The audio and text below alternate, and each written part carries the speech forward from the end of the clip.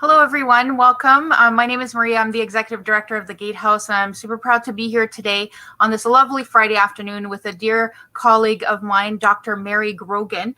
We're going to be talking about her new book called The 7 C's of Global Leadership, and I'm going to post the link to the book on the screen so you can definitely check that out. I'm going to give you a little bit of an intro about Mary. Mary has been a previous board member of the Gatehouse, active volunteer, part of actually the chair of our fundraising committee for a number of years, hosting our successful Healing the Voice Within fundraiser. And we couldn't do the work that we do without Mary's contribution as an educational leader.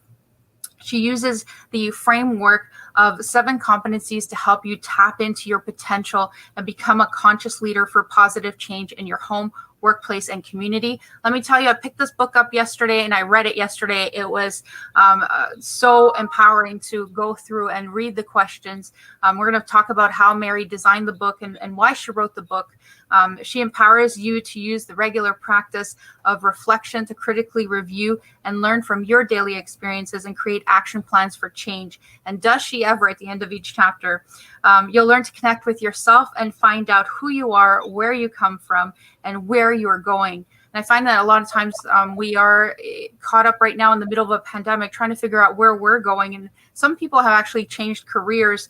So this would be a great book to look at where you want to be.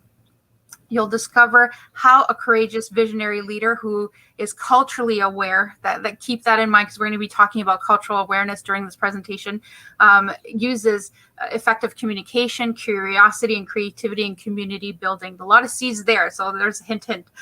This book will take you definitely on an inward journey of self-reflection. And without further ado, I would like Mary to say a few words about herself and tell us why she wrote this book. So I'm going to bring Mary into the stream now. Hey, Mary. Well, thank you very much. Thank you very much for being here on a beautiful Friday morning. It's wonderful by the lake and refreshing and reminds us that we are all connected. I live near water, and the whole notion of water and my whole difficulty becoming a cruiser, some kind of person on a boat who didn't have a clue how to sail on the Caribbean made me think about taking an internal journey inwards and looking at all of the C's within us to connect us as a global leader. I wrote this book because when I finished my work in a med school, after several years of leading a school community here as a principal, I had an opportunity to work with a diverse, inclusive medical school community doing some behavior science, teaching students how to reflect on their experiences within a community service projects within the community, whether it was with a pediatric clinic or whether it was with an old age home or whether it was with palliative care. And what I discovered when I talked with some of these students about their experiences, they had been lacking the discipline, the skill of reflecting on how that experience developed competencies of leading themselves, of leading their own growth and their own development within the community. So many of us have experiences every day, but very seldom does our culture promote us to stop, pause, and think about what does that experience mean? What do I need to learn about the people within that experience today? And how will that drive me to setting a plan for improvement? So I wrote this book as an inspiration to all people because I know, and you know, everywhere we stand, we influence others by our behavior, by our verbs, by our known verbs, by no language, our presence. We are here called to make a difference with our lives so that at the end of the day, we can say we've brought a spirit of awareness of ourself, our gifts to each other, and we've made the world a lot more globally connected, humanly connected, and people are more free and safe to tap into their potential and share their gifts with us. So we all benefit when each of us is improving ourselves. Thank you for sharing that, Mary. Definitely resonating with that connection to self and how we impact others. It's something that we do, as you know, in our transformational work at the Gatehouse. One of the key aspects that you talk about in your book is about being a global citizen. I'm wondering if you could share a little bit more. What does that mean, be a global citizen? You know, I first started talking about global citizenship in this book. And then I realized the power truly comes about our citizenship when we connect it to awareness and action. So I use the word global leadership to define the fact that we are all humanly connected. There is an African principle of Ubuntu, and after with a Bishop Tutu, who promoted that whole African concept that we belong to each other. However I grow has an impact on all of the growth of those around me. So if I succeed and you're not succeeding, then my job as a global citizen is to lead a space, a place, a movement where you can grow as well. We are connected. If anything, the pandemic has taught us, if one group gets vaccinated and healthy, and we don't take care of those marginalized people, those people who are on the fringe of maybe in a city where they don't have access to healthcare, or in a country where they don't have the money for healthcare, they're on the margins of being equal in terms of opportunity, then we are all going to suffer. So Global Citizen calls us to be aware of our connection to each other and our responsibility of not only to love each other as brothers and sisters, but to welcome and to engage and to collaborate and to grow a different world through our global connection. Thank you for sharing, Mary. Powerful words, definitely resonating with what you're saying, especially in being more informed and also a more active participant in the change that you want to see in the world, right? And Right. what better opportunity than this time to do some self-reflection and take a look at ourselves and how can we not only like improve, but expand our awareness about what's Exactly. going on and how we contribute to whatever situation that we are in. One of the aspects that you really beautifully integrated is transformational learning practices in your book. You actually have the 7 C's laid out, and at the end of each chapter, there are reflective questions. And not only that, which a lot of books have that, then there are meaningful actions that people can take. So you actually have a guided process for them to continue and sustain whatever the changes are they want to make. One of the 7 C's speaks to defining or connecting with yourself, and you talk about connecting to your values. Can you share a bit more about what does that look like and how do people connect to their value system? Thank you, Maria. That's a good question. I think it's a very vague term, but the truth is, you meet somebody in 2 minutes, you know their values. Are they a listener? Do other people matter? Are they concerned about the climate, about their family, about their work, around ethics, around the community? Within 2 minutes, we can tell by people's speech and what they concentrate on, what they talk about, how important certain things are in their life. So as a person, I respect the value of dignity and collaboration and engagement.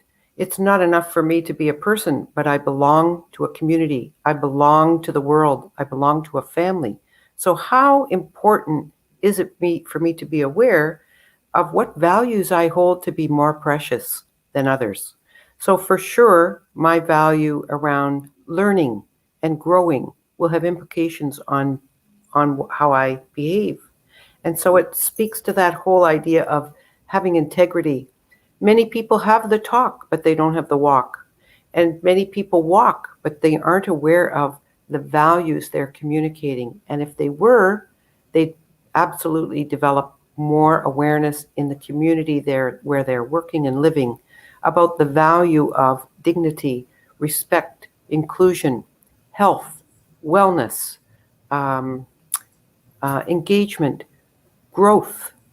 It's very clear by reflection is a very important value. I need to reflect on who I am and what I deem to be important.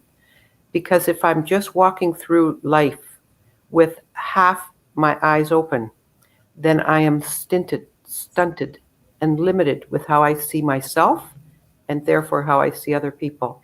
So if I have this expansive view and I value learning, I'm going to want to learn more about me and how I can evolve and be all that I can be. And I want to make sure I have that value for other people. And so my behavior would be reflecting that how open am I to other people and diversity? How open am I at accepting people where they are? How important is it for me to value that your experience is different than mine and that you're somewhere different on the journey? Your other gifts may teach me something. How important is it that we can heal as a group, as a society, and broaden our understanding of community? Exactly. Thank you so much for sharing that, Mary. I find that oftentimes people have a difficult time defining what their value system is, or sometimes the values or beliefs that they have developed are really rooted in someone else's perspective, and they Mhm. relearn to how to develop their own perspective. So that this book will really help people, especially with your self-reflective questions. I found myself wanting to read more and ahead, and also learning to pause and just be with the question and respond to it. Because yes, you can read this book in a day, but excuse me, but you can also go back to it as you're going on your leadership journey or being a global citizen as part of a wider community. One of the key principles too that you mentioned in here that really resonated with the work that we do at the Gatehouse. Again, the book is called The 7 C's of Global Leadership, and it is available on Amazon. Mary's website, marygrogan.com. I'll just quickly share the screen while we're talking about this other aspect that you shared in your book. So I'll just share it there so everyone can see the book on the screen there. And there it is. One of the concepts was the concept of connection to self and the authentic self. It's something that we also talk about in our programs at the Gatehouse, especially when we're learning about mindfulness. Can you share a little bit about how people can connect with their authentic self? I think in our world of undisciplined and spontaneity, we fail to take a gift that's right there for us, a gift of time with ourselves. And my book, because it promotes reflection, I promote it as a reflective discipline. We discipline ourselves to eat. We get on the phone. We have certain TV shows, but we very seldom schedule time for ourselves and our own thoughts. And a lot of times we miss the opportunity to be with ourselves, get to know who we really are, because we're so busy kind of doing the work that other people want us to do or fitting into roles that other people expect of us in their family or our workplace or our gender or wherever. And I'm promoting the idea of taking 10 minutes a day to be with yourself, embrace yourself, embrace all of what that means. And authentically, when you're with yourself, you can't help but learn to know yourself better and love yourself and embrace yourself. And in healing trauma, one of the things that we often experience is people shut down and are kind of afraid of looking at the difficulties that may be triggering uncomfortable feelings, or their self-esteem gets contaminated because of an experience that came at them, and they're unable to take time with their self and know how to cope with some of that distressing kind of body symbols or signals that they're not comfortable. Many people are not as comfortable with themselves and reviewing even just their day because they do it in a spirit of negative self-criticism rather than, what have I learned today? What was good? What helped me? Who helped me? What's a brilliant thing that happened today? What's a thing I'm grateful for? So all of these aspects of being with yourself, framed within the competency that I've set out in these books, is a strength-based approach to get to know yourself. Thank you for sharing, Mary. Definitely solution focus and focusing on the good, right? Like we talk about at the Gatehouse as well in our programs about shifting the focus. We have the power to shift our focus and make different choices about our experiences in the moment, right? Pausing and using mindfulness. I really appreciate thank you for writing this book, Mary. It's going to help a lot of people. And if you want to purchase a copy of the book, you go to marygrogan.com, which is on our screen there. You can purchase it online through Mary's website, and it is $30 to purchase the book, and Mary will ship it to you. You can also purchase it on Amazon, and it'll be a Kindle version as well. And it's on Mary's website, marygrogan.com. So I want to thank you so much again, Mary, for spending the time with me today and talking about this very valuable and meaningful resource for people. I will give away one question from the book that aligns with the values that we talked about. So what is one behavior, or what are your behaviors that align with your values? So it's a really great question, Mary, to get people thinking about first of all, what are their value systems? What are their beliefs? And what am I doing that fulfills those beliefs? And if those beliefs are not helpful, then what can I do to change them? And who can I seek support from, and resources like this book that'll get you thinking about connecting to your authentic self. Thank you so much, Mary, for being here. Thank you everyone for watching. And please feel free to share this video on your social media pages. Again, you just never know who might need to see this information today. Have a wonderful day. Thank you very much for your work, Maria, and for all your leadership in helping the people, the community at the Gatehouse, develop all of their power and their brilliance so that they can contribute to teaching us what you know needs to be taught. Thank you. Thank you.